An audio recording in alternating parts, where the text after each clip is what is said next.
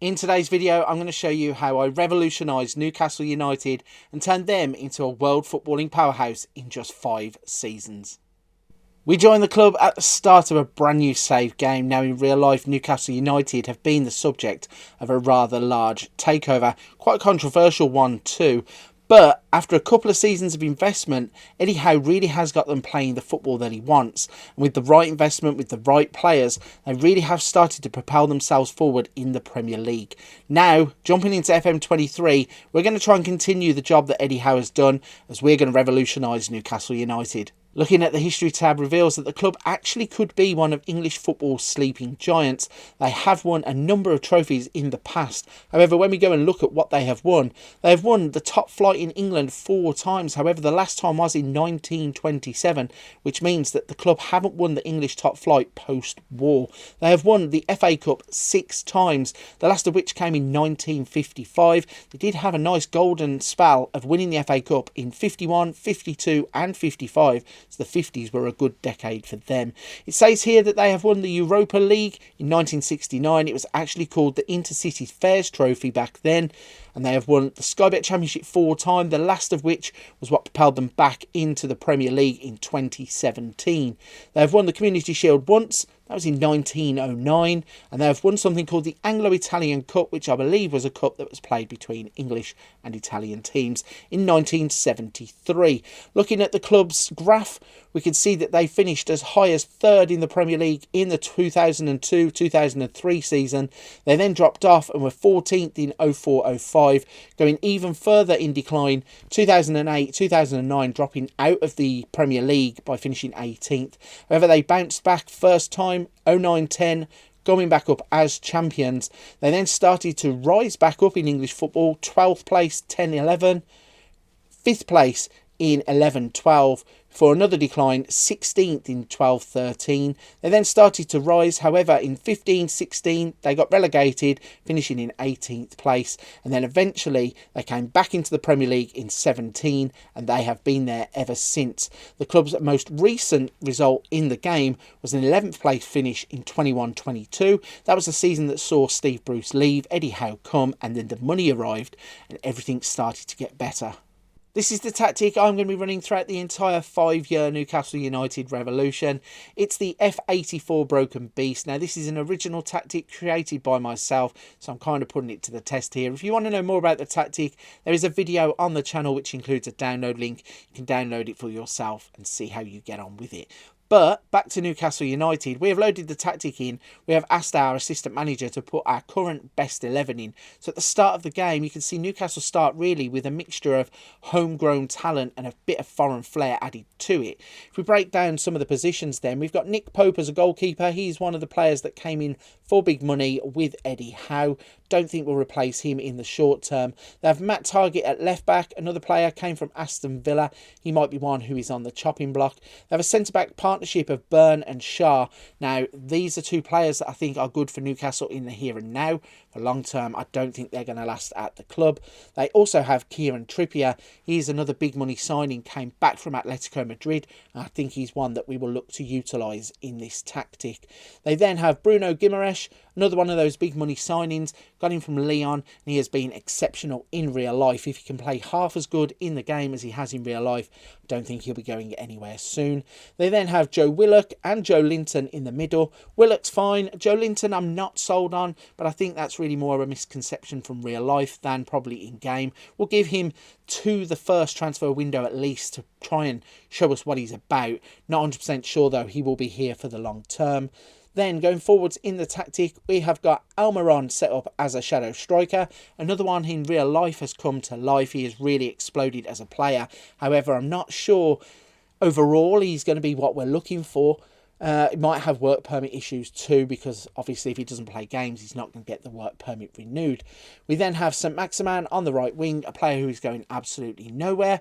We could see the main reasons is 17 pace, 16 acceleration. He can leave players for dead, and on his day, he can be unplayable. And then at the top of the pitch, we have Alexander Isak. He's another of those big money transfers who came in when the money came and really started in real life with a bang. but then picked up a few injuries. If that is the way of the game, then maybe we're going to need to look elsewhere, or maybe we need some reinforcements for when he's not fit. But hopefully in game he won't have those issues. I think he's a striker we're going to look to keep for the long term going forwards. So that's a brief overview of the team. In the first season, we are going to be competing in 3 competitions. We have the Premier League, where the board are expecting us to finish in the top half of the table. We have the FA Cup, where they want us to reach the quarterfinals at a minimum. And also the Carabao Cup, where they want us to reach the quarterfinals at a minimum too. I do think that the 2 domestic cups are a place where we could go and attack and maybe try and get an early piece of silverware on the board. For the Premier League, anywhere near the top 6 in the first season will be good. We are going to have the first transfer window turned off, so any transfers that we bring in will be after January, so they're not really going to have any impact in the first season, although they may come to life in that run-in towards the end. If we look at the Premier League and try and have a little look at the season preview, we can see that we are predicted to finish in 7th place. We are 33 to 1 shots to win the Premier League. Now obviously they are factoring in the fact that we have a lot of money to probably spend in January, which means that they think that we are going to finish above where the board want us to, and I think that's realistic. I think once we start to build the team and we start to go forwards, I think we have a real good shot of making it up the Premier League as quickly as we can. That then is a brief overview of Newcastle United at the start of the game. You may have heard me say there, I'm going to have the first transfer window off, so no summer transfers will be coming in. It means I've got to use the players at my disposal for the first months of the game. And then once we get to January, we'll start to see some new faces coming in at the club.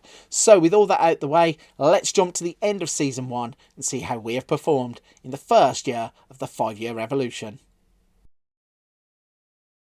Okay, before I reveal the results and how we have got on in Season 1, the first thing to do is show you the players that have left the club and the players who have joined the club as we look to shuffle the pack and get Newcastle United really firing as a footballing powerhouse. The only player really to leave in the January transfer window was Chris Wood. You can see he has gone to Lyon. A bid came in, considered it. We had Isaac, we had Wilson. There are a few other players around the club who can play at the top of the pitch too. So we just decided to accept the bid and we moved him on to Lyon. The first of the players to arrive at the club was Giorgio Scalvini. Paid £44.5 million for him. He came from Atalanta. He's an Italian wonderkid. Tall, strong, good defender. We know we have got a sound one in Scalvini. Up next is a little bit of a project player. He's Cade Howe. He has come to us from the San Jose Earthquakes. Cost around £6 million, but I think in the long term that is going to be a snip. He's definitely one for the future. After the first couple of months of the game, I noticed that one area we were really struggling in was the midfield. Guimaraes was doing quite a lot of it on his own.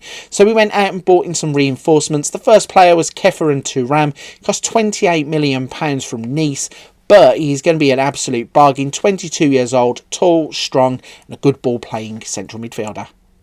Partnering him in the middle of the park will be Yunus Musa. He is a 20-year-old American. We bought him from Valencia. I think he costs around £9.75 million. Even though he's not the finished article, he's definitely an option in the middle of the park, and he's a slight upgrade on what we do have there already. The next player we went out and bought was a player who brings some reinforcements to our backline. He's Piero Hincapié. Only cost £13.5 million from Leverkusen. 21 years old. He can play as a left-back or a centre-back. Gives us a few options. Sound signing for the money. The final player to join the club in the first season was Moussa Dembele. The former Fulham, Atletico, Celtic and Lyon striker joined the club for just £4 million. Signed probably as a replacement for Chris Wood. He will be only a rotation option behind Isaac and Wilson, but he could turn into the biggest bargain of the entire save. So with all the transfers complete, we now have the squad in place to take us to the end of the first season. The only question left to ask was, did the transfers have the impact we were looking for? The answer to that question is a resounding yes. The players had the exact impact that we thought they had. Don't forget, we only signed players in the January transfer window, so the first half of the season was done with the existing squad, and these players have helped us to a second place finish in the Premier League in our first season. We finished just 1 point behind champions Manchester City. If we have a look at the profile page for the league, we can see we played 38 games, we won 26, we drew 5, we lost 7. We had a 44 goal difference. And we finished on 83 points, as I said, just one agonising point behind Manchester City. Although even if we would have got that 1 point, we'd have lost on goal difference. But 2 points off of winning the league at this stage of what we're doing is absolutely fantastic. Looking at a few stats, we had Isak score 26 goals, miles behind Erling Haaland, but everybody is going to be. Average rating, 7.59 for Isak. We had St Maximin get 14 assists. Isak got 6 Player of the Match awards. Did have a few disciplinary issues in terms of the yellow cards in the Premier League. Looking at some of the other competitions, in the FA Cup, we started off in the 3rd round where we beat Birmingham 1-0. In the 4th round, we were drawn against Luton. We beat them 3-1 away from home. In the 5th round, managed to humble Liverpool, beating them 4-1.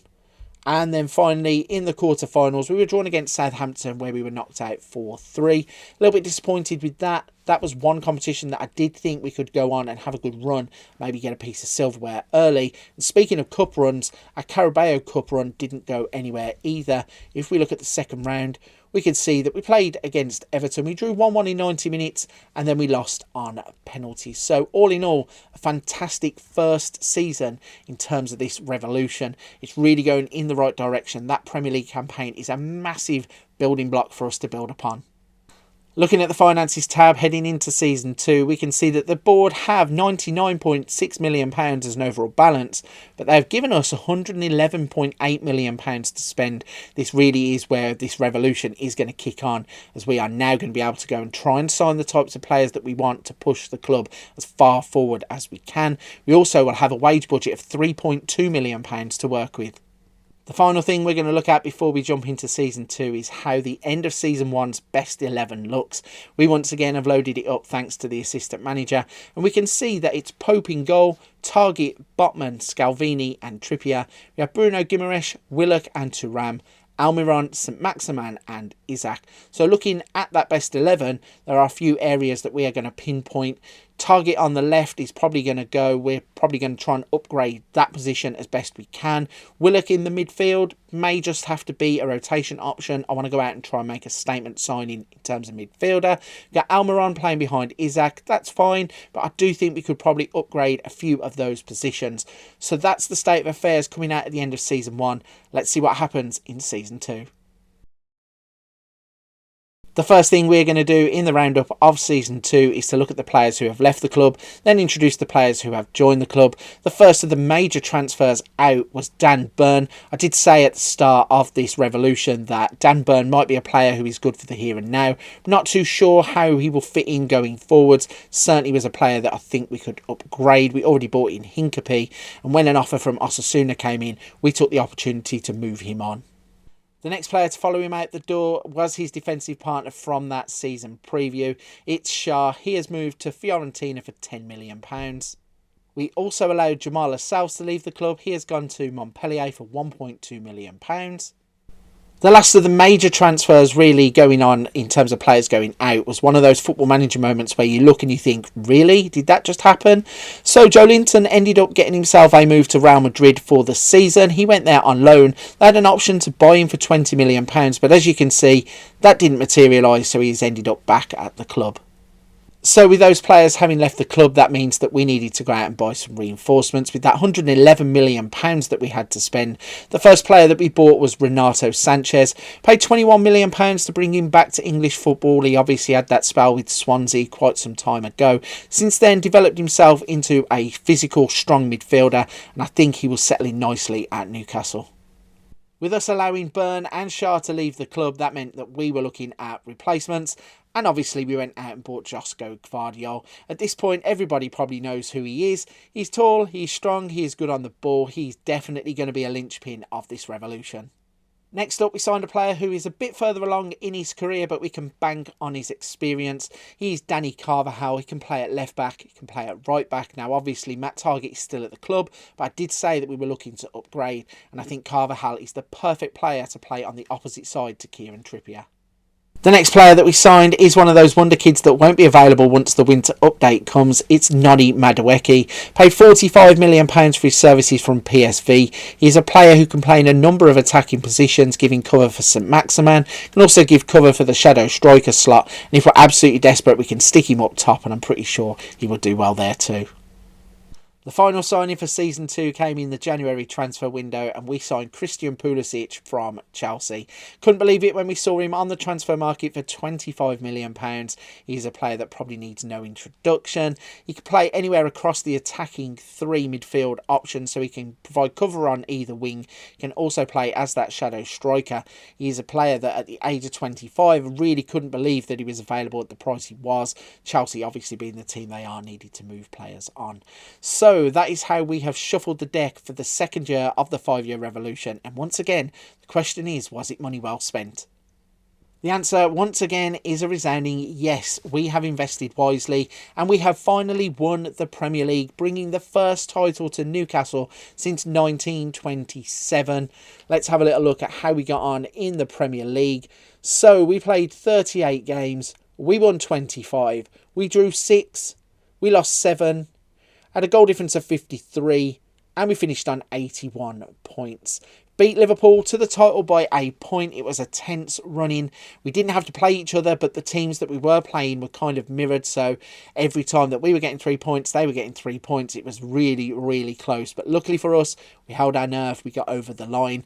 Once again, Isaac was our top scorer with 23 goals, a 7.6 average rating on the season. We had Isaac for Player of the Match awards. Danny Carvajal getting himself in trouble quite a lot for the yellow cards meant that once again discipline was an issue, certainly for our wing backs. Look at the other competitions, we went agonisingly close in the Champions League. Also, first season back in, obviously after qualifying from season 1. And if we go and look at the group stages, if we can find our group, we played in a group that consisted of Bayern, Roma and Salzburg, and we played 6, we won 5, we didn't draw any. We lost a single game to Roma. We had a goal difference of 9 and we finished on 15 points. So winning the group quite comfortably by 5 points. If we go into the round of 16, we were drawn against Porto. We beat them 4-1 on aggregate. If we go into the quarter-finals, we were drawn against Barcelona. We beat them 5-4 on aggregate. In the semi-finals, we were drawn against PSG. We beat them 6-3 in this game, but 8-5 overall in the tie. And then in the final, we lost out to Bayern Munich by a single goal to nil inside of 90 minutes. Absolute heartbreak for the players, but I'm pretty sure it won't be the last time that we go that deep into the Champions League, having won the Premier League this season. Once again, in the FA Cup, we were knocked out in the quarterfinals by Manchester United. We have a little look at that path. Starting off in the third round, we played against Wigan. We beat them 4-2. Going into the fourth round, we played against Fylde. We beat them 3-0. In the fifth round, we played against Everton. We beat them 3-0. In the quarterfinals, we got drawn against Manchester United. We had a 1-1 draw and we lost on penalties. And then in the Carabao Cup, we didn't make it much further than last season, but we did by one round, where once again we came up against Manchester United. We look at the second round. We weren't drawn there because obviously we had now qualified for the Champions League. Third round though, Manchester United, we played and lost 2-0. So, getting better. Obviously now winning the Premier League means we have bought the first lot of silverware, Champions League runners-up, quarterfinals of the FA Cup and a third round knockout in the Carabao Cup. In preparation for Season 3, the board have now decided to get very serious. All of a sudden, we have £66.5 million in the bank, but we have £248 million to go out and spend on players. This really is going to be the season where we kick on. Last season, we attracted the types of players that we could. Newcastle obviously need to build their profile in real life as well as in-game. Now we have got to a Champions League final and won the Premier League. Hopefully we'll start to attract the type of players that we really need to kick on in this 5-year revolution. Finally, a quick look at the best overall 11 coming out of Season 2 going into Season 3. And we can see that we have Pope in goal, Gvardiol, Botman, Scalvini and Carvajal. We have Bruno Guimaraes, Sanchez and Thuram now as a midfield 3. Pulisic playing behind Isaac and St Maximan still out on the right hand side. So once again looking at places where we could probably improve. Gvardiol could be brought onto the inside. I think Trippier probably should be our right back and Carvajal the left back. But in terms of going forwards up the pitch now, we just need complementary pieces or really to try and upgrade positions where we can. We have £248 million for Season 3. Let's have a look at what we did. As always, kicking off the roundup of Season 3 by looking at some of the players that have left the club. Callum Wilson was the first player to go, refused to sign a new contract in the end. We couldn't give him the guaranteed first-team football he wanted. We offered him a squad player. He ended up going to Ajax, which is probably a good move for him at that stage of his career. 33 years old now. Definitely wasn't going to be getting into our first team, so he's the first player to leave in Season 3. The next one to follow him out the door was Jacob Murphy. We got £11.25 million for him. He wasn't really going to get into our team. Couldn't get past St Maximan. Couldn't get past Pulisic or anybody else who was going to play on the right wing. Couldn't really play him as a right back either. So when the money came in at this stage of his career, it was definitely the right time to move him on. The final player to leave the club in Season 3 was Moussa Dembele. Now, just a couple of seasons ago, I was talking about him as being one of the biggest bargains of the Revolution. We did manage to make a £13 million profit on him, but obviously, selling him on means that we have bought in reinforcements. The first of those reinforcements is a young Brazilian. He goes by Marcos Leonardo. He cost £15.75 million and we bought him from Santos. He's a quick, dynamic forward who can come in from the left or play as an out-and-out striker. I think he's one that is going to really grow into the Revolution. The next player to come in Season 3 was Gurkan Chakia. He is a goalkeeper who comes from Trabzonspor. We had to pay £12 million for his services. Bought him really as an option because Nick Pope didn't have any competition. There is a slight chance that he dethrones him as #1 goalkeeper, but we'll have to see how it goes along as we get further into the Revolution. Next up, we signed one of the favourite wonder kids from FM23. It's Benjamin Šeško. We had to pay £55 million to get him away from Leipzig, and he's one of the primary reasons why we allowed Moussa Dembele to leave. We then started to turn up the heat. This is where things get really interesting. The next player that we signed was Jude Bellingham, obviously one of the outstanding footballers in the game. We had to pay £94 million for him, but obviously that is pocket change to Newcastle United. Don't really need to give him much of an introduction. Tall, quick, strong, young, captain of a Champions League team by the age of 19. Jude Bellingham will be the future of Newcastle United. And the final player to come in Season 3 means that we have pretty much bankrolled all of Borussia Dortmund's transfer fees for the next couple of years. We signed Yusufa Moukoko. We had to pay £59 million for the youngster, but it's money well spent, isn't it? Can play off of the right, can play up at the top of the pitch. He's one of those players that is a generational talent. So we have gone out and put a massive outlay on the table. We are looking to go one step further in the Champions League. We also want to retain our Premier League title. Was the outlay worth it? And once again, every single penny that we spent was absolutely worth it. This season, we have managed to retain the Premier League. We have won the Champions League. We have won the FA Cup. Did finish runner-up in the Community Shield, but that's not really a big thing. And once again, a bit dodgy in the Carabao Cup. But breaking down the Premier League then, we played 38 games. We won 28. We drew 5. We lost 5. We had a goal difference of 57. We had 89 points. This time beating Liverpool to the title by 4 points. Looking at the goals scored, Isaac got 24 and matched Haaland for a change. He got 7.44 average rating. Šeško 7.40. Pulisic and St Maximan got 11 assists each. Šeško got 6 Player of the Match awards. Howe getting another 12 yellow cards, which means that once again, discipline is not good for the wing-backs. Champions League, you can see that we have finally bought the big one to Newcastle United. Let's give a recap of how we did that. So, format change. We played in the group phase, and this time we played 8 games. We won 7. We didn't draw. We only lost to Bayern. We had a goal difference of 14, and we finished on 21 points. If we go into the round of 16, we played against Dortmund, who we just stole Bellingham and Moukoko from, and we beat them 5-1. In the quarterfinals, we played against Manchester City. We beat them 6-3 on aggregate. In the semi-finals, played against Liverpool. We beat them 3-1 on aggregate. And finally, we played against Napoli in the final, beating them 2-1 to lift the Champions League for the first time in the 24-25 season for Newcastle. Isaac got another 14 goals in this competition. He had a 7.87 average rating, and St Maximan chipped in with 7 assists. Moving on, there is more silverware to talk about in the FA Cup. We have won. We beat Arsenal 3-2 in the final. But if we go back to the third round, we can see that we played against Watford and beat them 3-1 there. In the fourth round, we played against Aston Villa and we beat them 4-0 there. The 5th round, we played against Fulham. We only won 1-0 with a rotated team. In the quarterfinals, we played against Chelsea and beat them on penalties after a 1-1 draw. In the semi-finals, we played against Liverpool, and we beat them 2-1. And in the final, we played against Arsenal. We won 3-2. Isaac once again chipping in with 4 goals in that competition.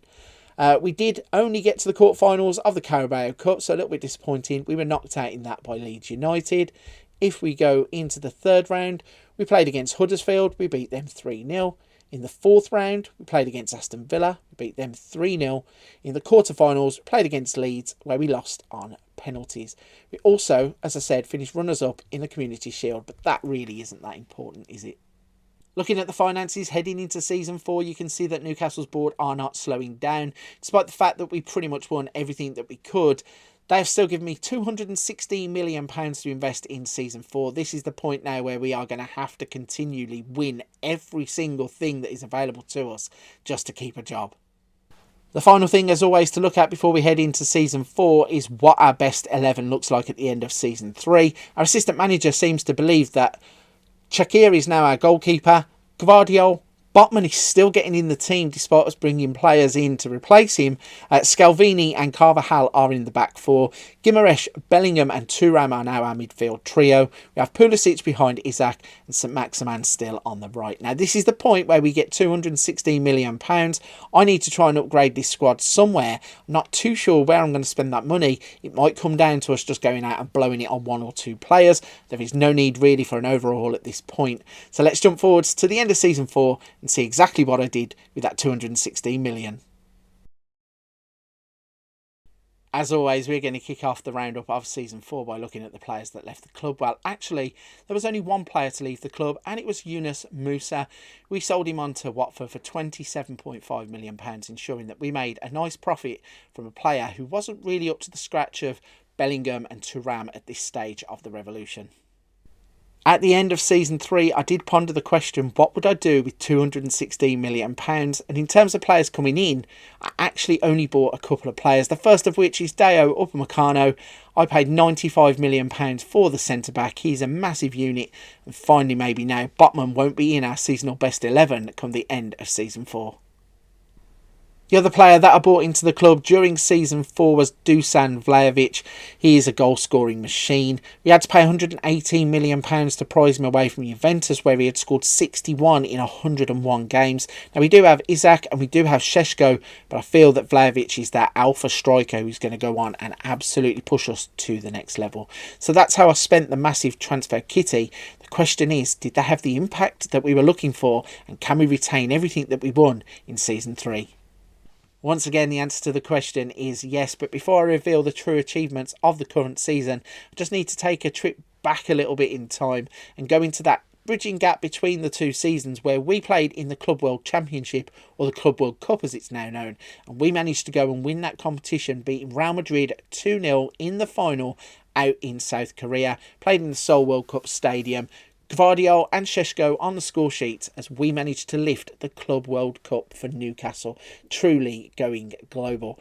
Back to the current season though, and once again you can see we have won the Premier League, we have won the Champions League, we have won the Super Cup, we didn't defend the FA Cup, we haven't got any further in the Carabao Cup, but we did win the Community Shield this time instead.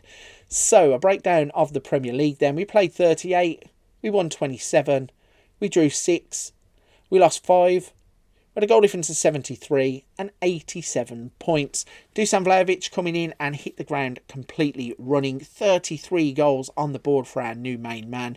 7.48 average rating. Šeško 7.45 and Isaac 7.42. So when those 3 players are interchanging, they are all phenomenal players. St Maximin managed to get 12 assists and lead the league. Vlahovic got 8 Player of the Match awards. Carvajal once again is a yellow card machine. Looking at the Champions League then, this time we beat PSG in the final. If we go and break that down once again, looking at the league phase first, we finished 8th this time, played 8, won 5, drew 2, lost 1, goal difference of 12 and 17 points. Dusan Vlahovic getting another 18 in this competition, 7.73 average rating, St Maximin with 7 assists there. Looking at the Super Cup, We played against Arsenal. We blew them away 3-1 at the start of the season. Vlahovic getting a hat-trick in that. Emirates FA Cup knocked out in the 5th round. So if we go to the 3rd round, we were drawn against Brentford and we beat them 1-0 in a replay. In the 4th round, we played against Everton. We beat them 4-0. And then in the 5th round, we were drawn against Brighton where we lost 1-0. Looking at the Carabao Cup, we were knocked out in the quarterfinals of this. So starting off in the 3rd round, we were drawn against Blackpool. We beat them 2-0. In the 4th round, we were drawn against Stoke. We beat them 3-0. In the quarterfinals, we were drawn against Southampton. And once again, Southampton beating us in a cup competition. They knocked us out by winning 3-2. And to look at the Community Shield this time, we beat Liverpool in that game 4-0.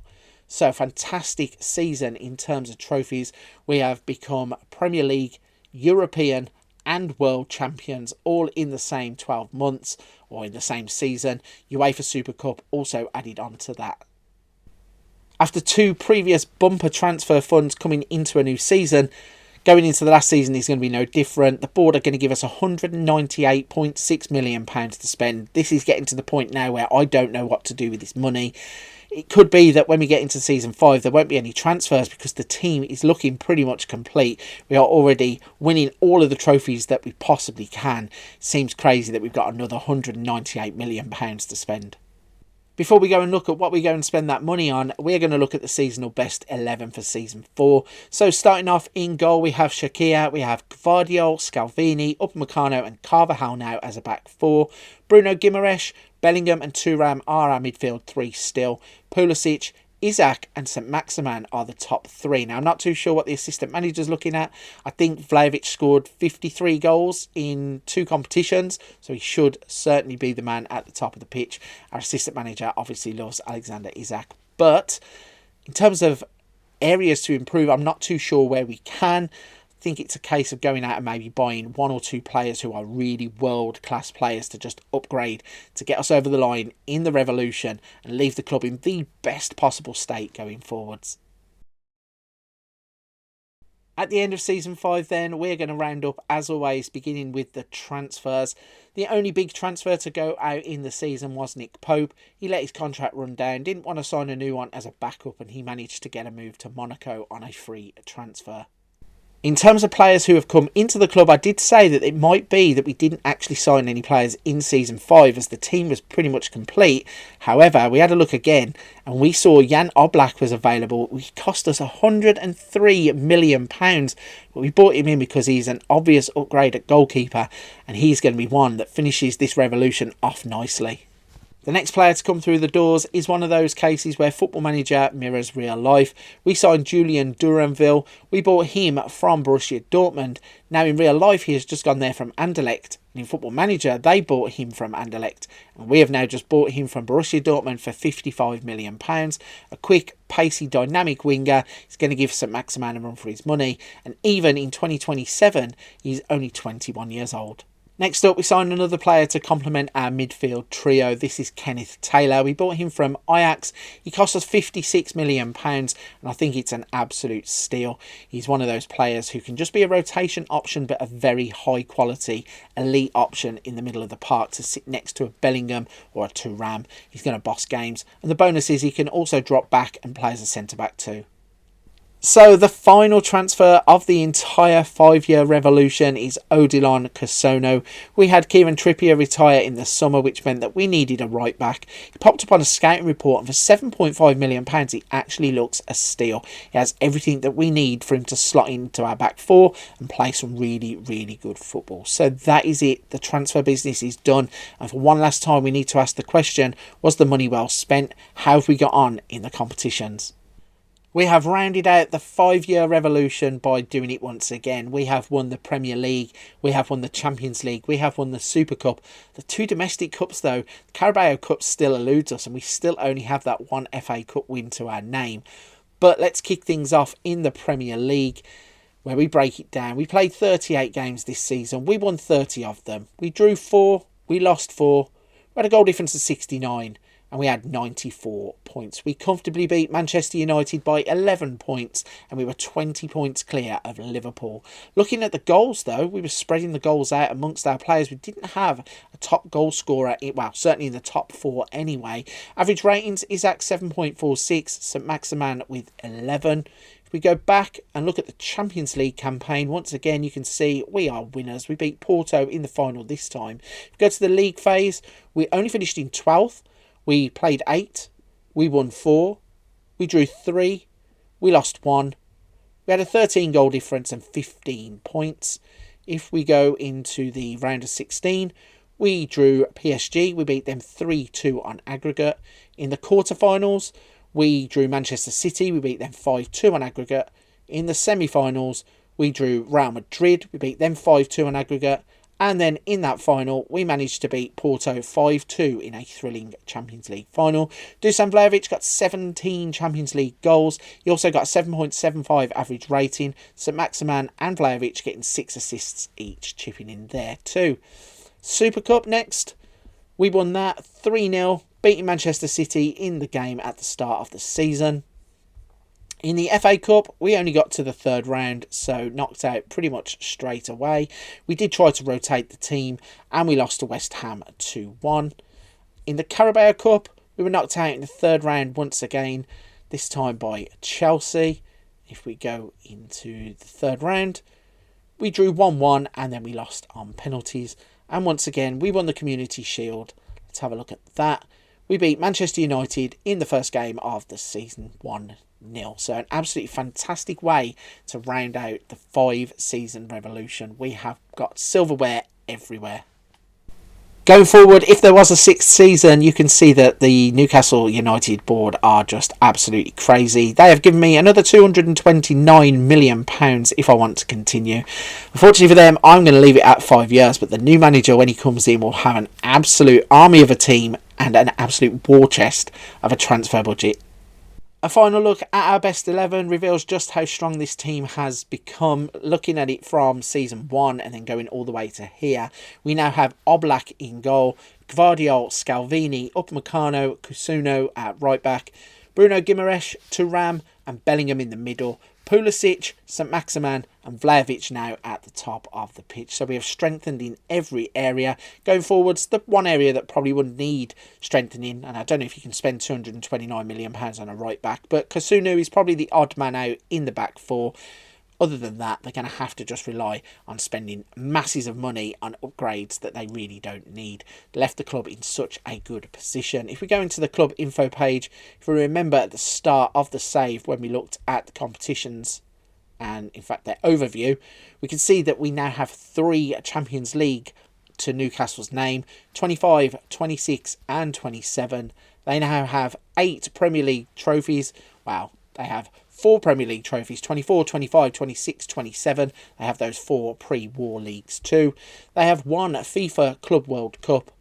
They still have that Intercity Fairs Cup from 1969. They have the 2 UEFA Super Cups now, 25, 26. They have a 7th FA Cup in 2025. 3 Community Shields in 25 and 26 added on too.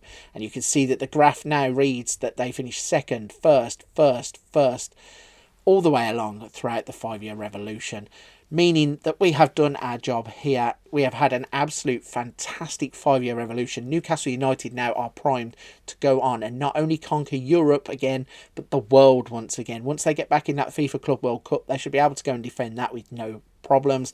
Champions Leagues, they're winning for fun. Premier League now, they are annihilating teams. They were 11 points clear of Manchester United, who were their nearest rivals in the last season. So we have really built a team that is going to go on and dominate for years and years to come. Right then, that is going to be the conclusion of the 5-year Newcastle United revolution. It's been really fun save to do, seeing some of those transfer budgets, seeing some of the players you can go out and buy with all that money, some of the transfers, the wage demands. It's been absolutely fantastic. And if you're still with me at this point of the video, firstly, a big thank you. Secondly, if you could hit the like and subscribe button, I really would appreciate it. Every single person that takes their time to help the channel out, no matter how big or small that might be, I really do appreciate it. Before you go, don't forget there's other things on the channels. There are other rebuilds, there are Let's Plays, there are Wonder Kids, Tactic Tests, testing, including non-league, a little bit of something for everybody. But for this video, I'm going to leave it there. Big thank you for watching. I'll see you on another video very soon.